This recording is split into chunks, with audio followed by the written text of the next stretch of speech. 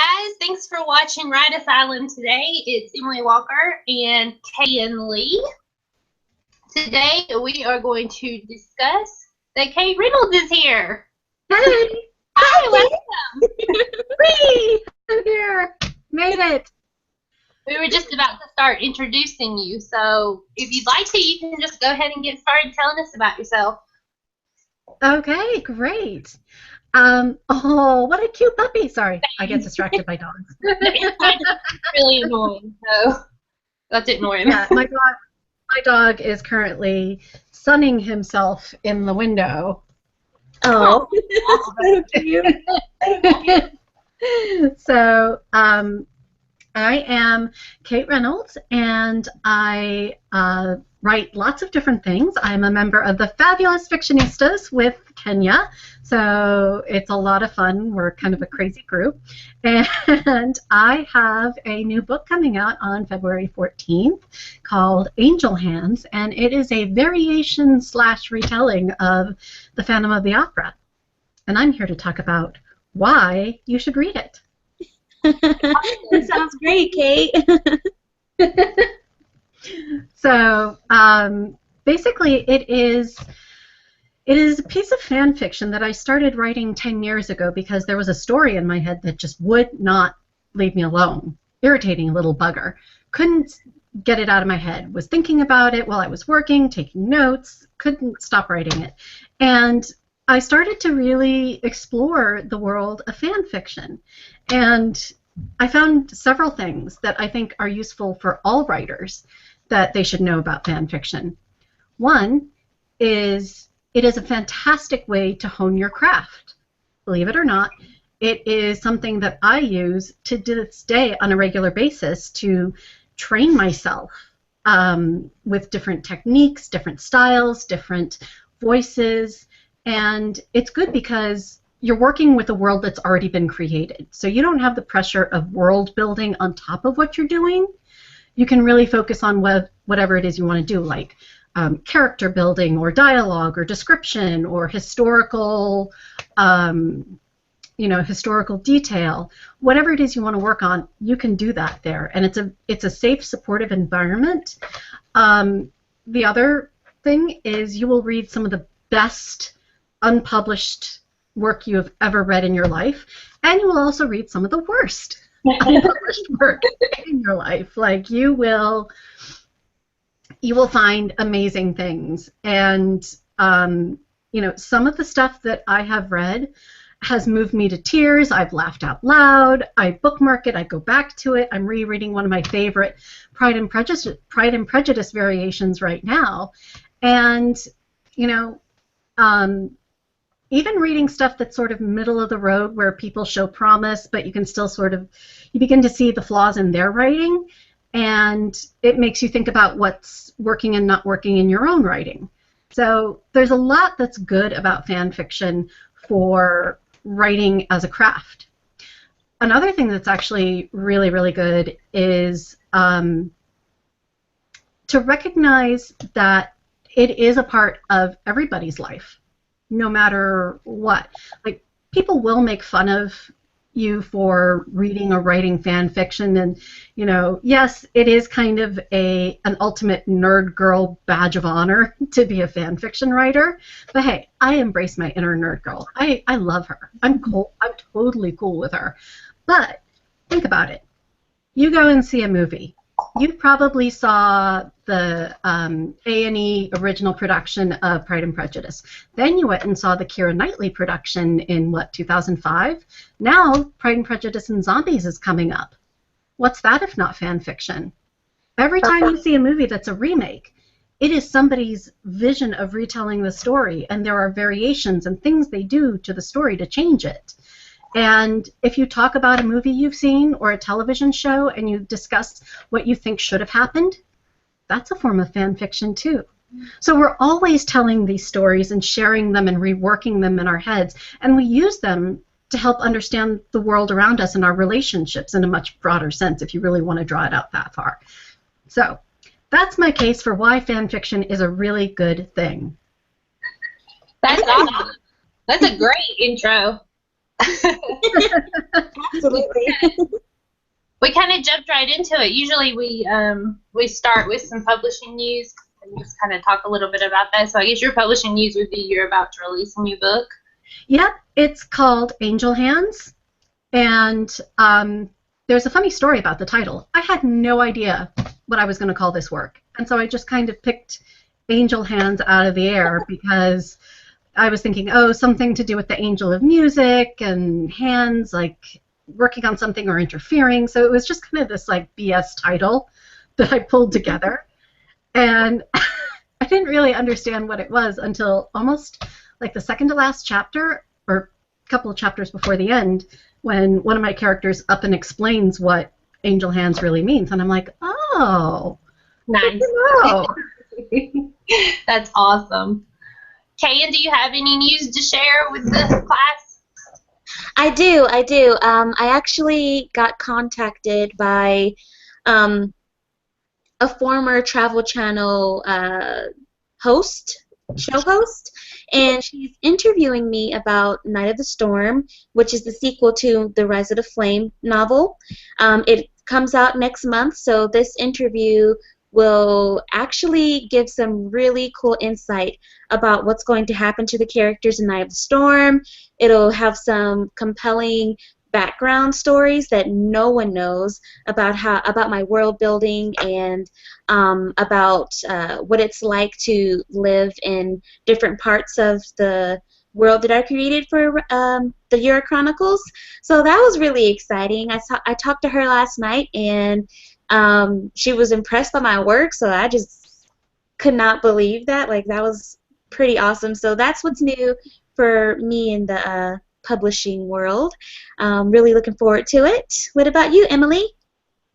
Well, in the publishing world, today is the last day of Buku, so my publishing company did shut down today, and I'm now officially fully self-published. So that's both exciting and sad because I've had a lot of good memories and good times with my publisher, but also it's exciting because I'm going to start on my own journey and learn a lot. And hopefully I've learned enough being with Jennifer, who is my publisher, and a good friend, that I can kind of branch out on my own and do okay.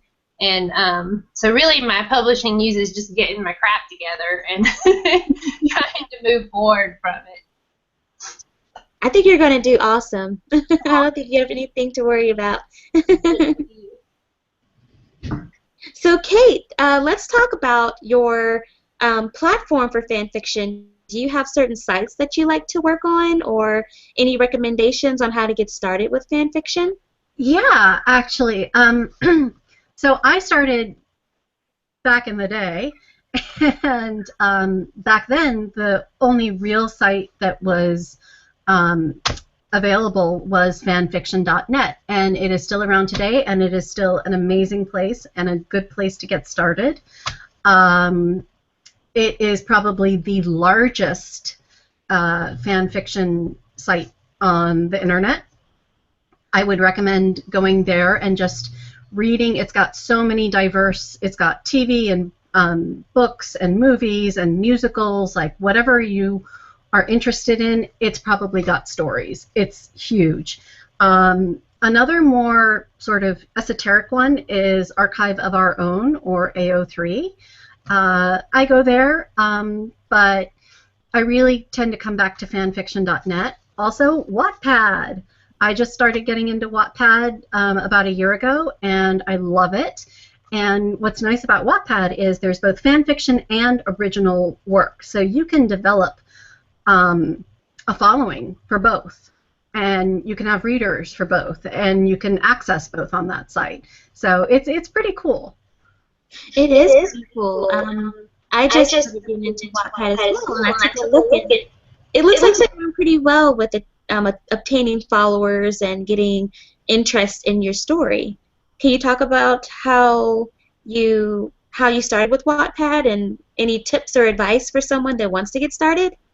So with Wattpad, I'm mostly familiar with the fan fiction section of it because I haven't really started posting my original stuff yet, but I will. There's big news coming in a couple of months on that. Woo! I started by doing research. I start everything by doing research, not just on my subject matter, but how I'm going to put it out there, how to attract people to it. And I started reading other Fan of the Opera fan fictions on there, and I started following people and adding to my library.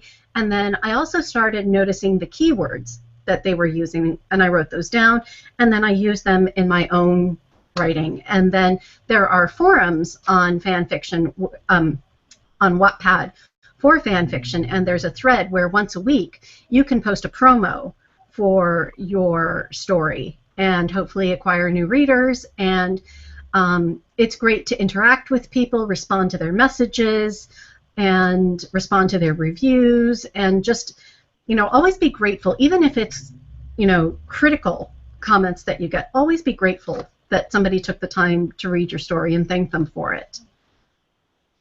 So, and I'm still building my following. I've got a much bigger presence on fanfiction.net than I do on Wattpad, but it's coming along. That's really cool. I didn't know about the promo option in Wattpad. Yeah, I think most of the forums have, like for each subject matter, fiction, romance, whatever, they have this promo thread in their respective forum that, like, once a week, you can post and promote your story. So, like I said, I'm kind of still learning about that. On fanfiction.net, they have communities and forums as well. But honestly, the best way to get followers in any of the places is to post at, once a week, at least. Just make sure you hit that mark once a week. And then you just start getting reviews and followers, and it snowballs. Nice. That is awesome advice. Have you ever written any fan fiction, Emily? I'm sorry, go ahead. Have you ever written any fan fiction? I don't think so. The only thing that comes kind of close to fan fiction that I've written is I wrote for I still write for a satire newspaper, and I've done some stuff where, like, they went back in time to, and I don't know, this might not even be fan fiction, but I'm going to tell you about it anyway. They go back in time to the night that Marilyn Monroe died and stuff like that. So, like, real events that I've, like, fictionalized in a satire magazine or newspaper. Oh, that's awesome. Yeah. I did some fan fiction that I would love to return to on fanfiction.net as well, just like Cait. I did a story. It's based off Alice in Wonderland, but it mostly follows American McGee's Alice Madness Returns, which is a video game about Alice actually being she's gone mad because of her time in Wonderland. So, yeah, it's called Tainted Warrior, and it's up there, and it's pretty cool. I miss it. I like to return to that. So good tips, Cait. Is there anything else you would like to tell us about fan fiction or Angel Hands? I think one of the things is that if you write fan fiction, you should take it as seriously as you do any writing that you do, because people are going to be reading it, and in some ways, because people are drawn to, if you're a fan of the Phantom of the Opera or Les Mis, Star Wars or whatever, people are going to read your stuff much more, I think, than if you're just trying to get out there with something brand new and you've never published before. But this is your chance in this story to tell a truth and to say something meaningful and to give these characters something meaningful. And in Angel Hands, I started writing it because I didn't like the way the original Gaston Leroux book ended with Eric dying of love. It works for that sort of penny dreadful melodramatic feel of it, but in reality, people don't just die of love. They just don't. Unless you actually do something active to, unfortunately end your life, still keep getting up every day. The next day just keeps coming. And so I began to wonder, well, what happens? How do you live after the end of love?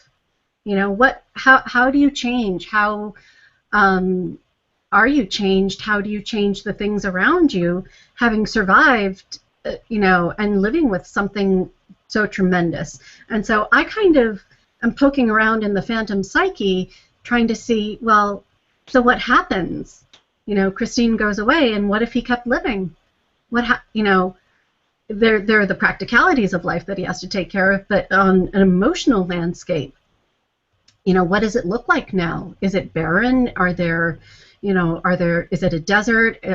Is it hard and rocky and mountainous? Like, you know, what does that landscape look like now? And how does that affect those who come into his life, like Mireille Dubienne, our intrepid heroine, who is probably as far from a Mary Sue as you can possibly get.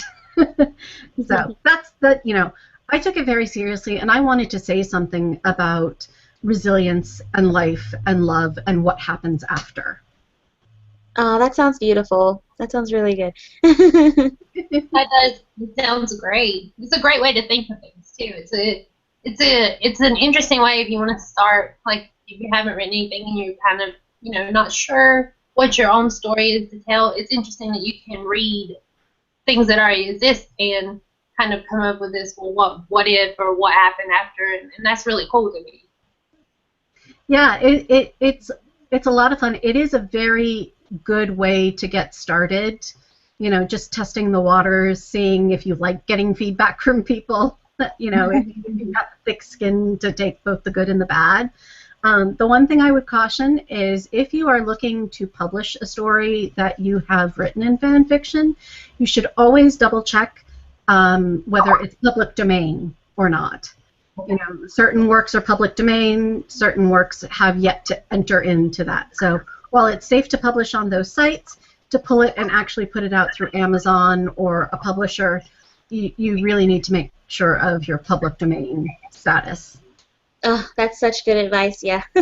Make sure you follow that, and make sure you follow copyright law. Oh, yeah. No, don't want to be going there. Yeah. Support the lawyer. I know that a couple of books of fan fiction on Wattpad have been published. I know there was the One Direction one was a recent one where the girl wrote about Harry Styles, and I can't remember if it's called Always or Above, something like that. There, you know, she got a deal just from writing fan fiction about One Direction, and I think they changed all the names. Yeah. And it's no longer about One Direction, but that, you know, her having that following of people who really wanted to read One Direction fan fiction has given her this opportunity. Yeah, well, Erin Latimer and the Wattpad 4, Erin Latimer started writing Frozen, which started as a Loki fan fiction, and it has over 10 million reads. It's got a huge following. I know, like, I salivate a little bit. Like, Yeah. 10 million reads? But, you know, and she's used it to launch an amazing career with the Wattpad 4 and her own next level of writing. So, you know, I wouldn't count on being noticed by an agent or a publisher, but it definitely helps, you know, if you're going to self-publish. And I think it makes a big difference. Oh, and talking about you going out on your own, Emily, it reminds me of, I just got Gail Carriger's newsletter. Gail Carriger wrote The Parasol Protectorate. She's very big in the steampunk world. She has like a major contract, and I think it's with Valentine, but she just announced that she's going to be a hybrid. So she's going to continue publishing her main books through her publisher, but she's now going to publish shorter novellas, stories on her own. So I think that's really exciting that somebody as established as Gail Carriger, you know, she has been on the New York Times bestselling list every single time a book comes out. So, and she's doing this. So I think it's really exciting that you're going there. I'm going there with you. I know that in the self-publishing industry, a lot of the buzz here lately is that a lot of self-publishers are starting to get just big as Big Six. Like I just read an article today about Meredith Wild. She actually started her own publishing company because she didn't feel like she could get the same recognition from agents or publishers without, or I guess the same following of people because the market's oversaturated. So she didn't think she could get as many readers without having that label. Mm-hmm. And she took in Audrey Carlin, who wrote the Calendar Girl series, and it's a huge hit right now. And she was saying that, you know, she basically formed this company to give these self-published authors the same chance they would have if they were published traditionally. So I think that's pretty cool. I think self-publishing is going in a bigger direction this year and in the future. I think it definitely is. And I also think we're probably going to start in the next 2 to 3 years seeing a bit of a backlash against the lesser quality stuff that is getting put out there. I think it's going to be, I think people are just going to get tired of it.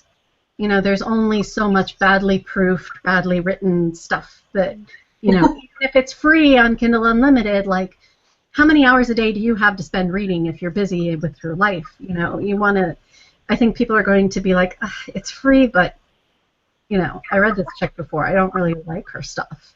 And I think we're going to see quality start to rise to the top and also contribute to that changing landscape. That's going to be good. I know Amazon came out with their new error checking. They're like proofing their error checking reporting now.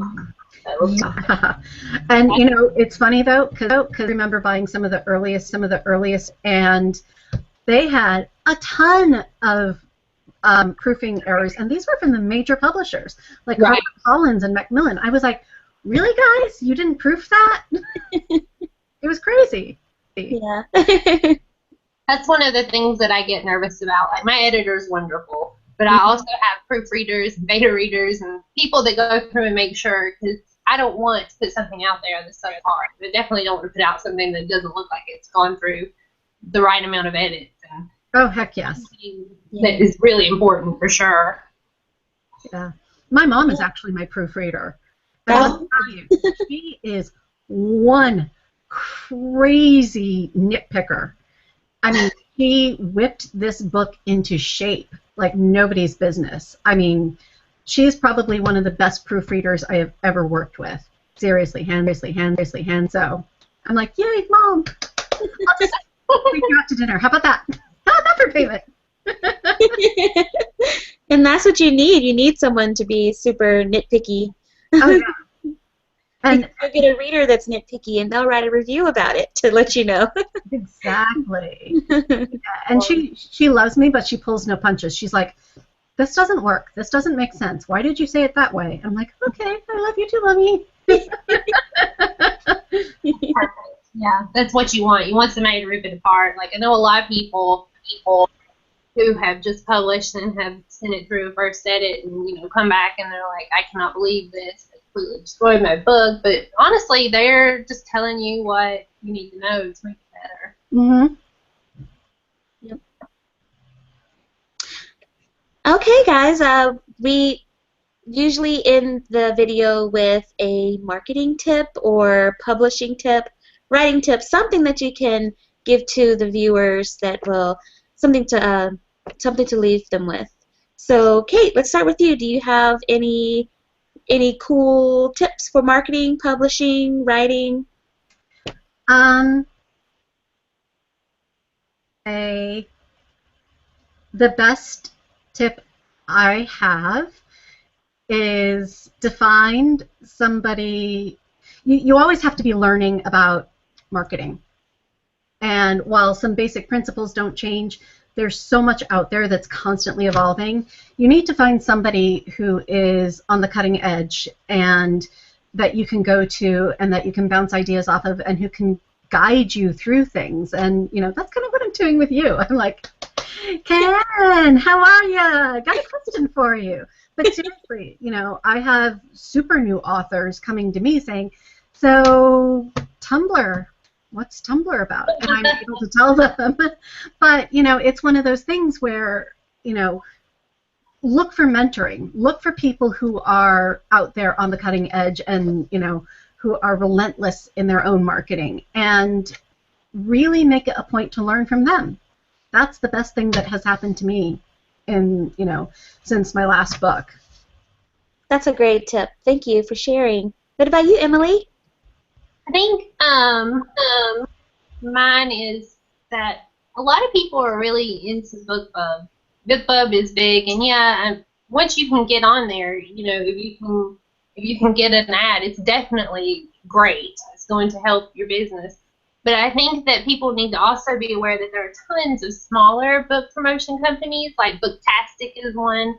I'm writing that one down. Yeah, there's a lot of different ones. I'll try to link some in the blog post, but you should look for smaller companies that aren't going to charge you maybe $15 to $30, and they actually have a really huge reach. And you might find that, especially if you're building up to that BookBub audience, if you're trying to get that many reviews so that you can put in for a BookBub, or if you're just looking for somewhere to promo, you should look at these smaller companies instead of trying to go straight for BookBub, every time you can. Mm-hmm. And I think that you'll find that you'll get a lot of good exposure and you'll meet a lot of good people.